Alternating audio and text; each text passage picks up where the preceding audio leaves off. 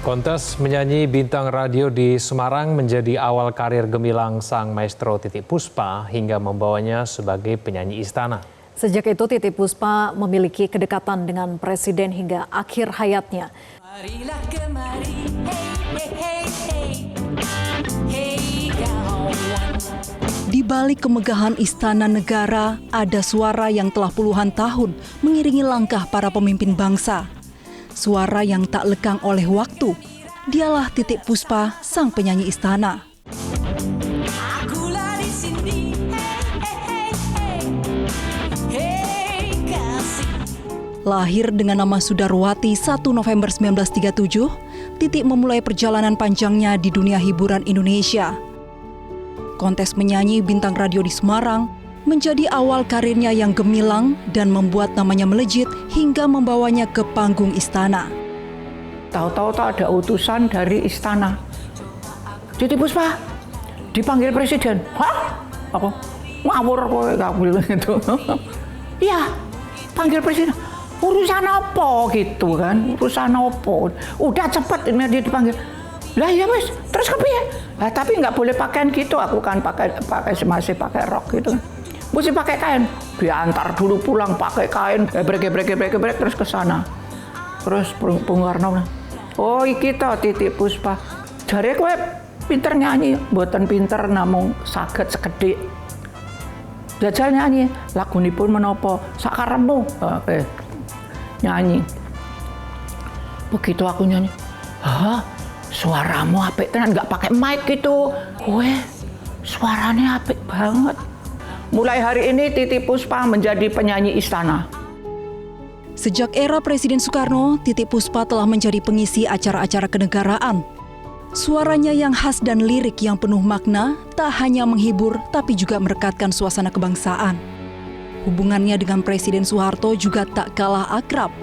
Titiek menjadi langganan di berbagai acara kenegaraan, bahkan ia dikenal dekat dengan Ibu Tien Soeharto. Ya pokoknya apalagi kalau sama Ibu Tien tuh bisa ngobrol berdua itu. Kalau orang ketemu sama beliau kan cuma seperempat jam, terus itunya ajudannya, Bu waktunya sudah habis. Kok saya terus ngobrol lagi, lama-lama ketawa itu aku suruh cerita apa nggak ngerti sampai ketawa. Sampai kita berdua tuh ketawa turun dari kursi ngelemprok gitu, datang lagi, nek kondong kosek kiyong kosek gitu.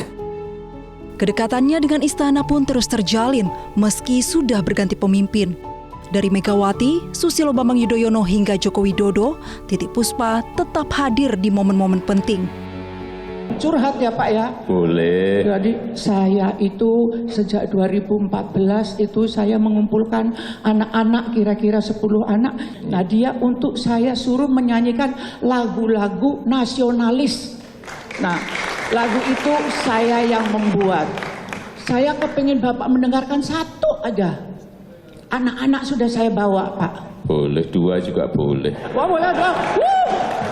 Bapak duduk di sana, lenggah di sana. Oh, biar mendengar. Ya.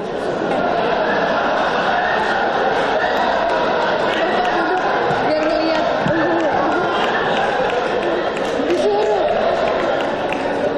Ini Bu Titi, ini presiden disuruh-suruh. Silaturahmi dengan Presiden ke-6 Susilo Bambang Yudhoyono juga terus terjalin. 3 bulan lalu, SBY bertemu Titiek untuk mempersiapkan album baru bersama 35 penyanyi Indonesia.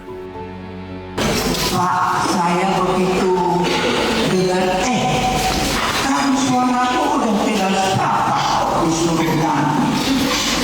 Ya Pak, saya tidak sepakat. Nah nanti bagian apa yang saya kalau akhir.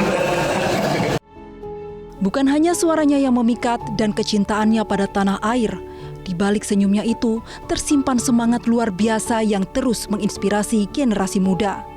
Titiek Puspa tak sekedar diva, tapi juga saksi sejarah, jembatan budaya dan bagian dari cerita Indonesia yang tak pernah selesai ditulis. Selamat jalan Eyang Titiek Puspa. Karya-karyamu abadi dalam ingatan bangsa. Tim Liputan Metro TV. Kini aku sendiri lagi, entah marah susah entah hati. Seorang maestro, seorang musisi, seorang seniman lintas generasi dari masa ke masa, mulai dari era Presiden Soekarno, Presiden Soeharto, Presiden Habibie, Presiden Abdurrahman Wahid, Presiden Megawati, sewaktu saya Presiden Jokowi dan Presiden Prabowo. Kita mengenal keteduhan dan pesan-pesan moral yang disampaikan oleh almarhumah sewaktu bersama-sama kita dulu, terutama melalui dunia seni dan kebudayaan. Selama 10 tahun saya memimpin Indonesia dulu, kerap sekali bersama-sama almarhumah dalam berbagai acara kebudayaan. Kalau momennya boleh katakan, Eyang Titi adalah salah satu pahlawan Indonesia yang luar biasa. Jadi perjuangannya luar biasa. Kalian bisa lihat kan bahwa Eyang Titi itu kalau performing, kalau ketemu banyak orang itu selalu all out. Dan ada satu yang perlu kita semuanya contoh ya, adalah Eyang Titi selalu menebarkan cinta kasih sayang kepada banyak orang yang membuat kita semua begitu cinta sama Eyang Titi. Itu yang Mama Ina ingin sampaikan sama kalian semua. Dari kecil sih sering ketemu kan, sering nyanyi sama ibu saya sama bapak, acara-acara gitu. Selalu Eyang Titi ada gitu. Ya, jadi kayak bukan orang lain deh gitu.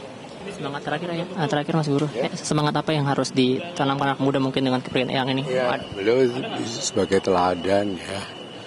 Kita harus meneladaninya gitu. Generasi penerus, terutama yang sesuai dengan bidangnya gitu. Jelajahi cara baru mendapatkan informasi. Download Metro TV Extend sekarang.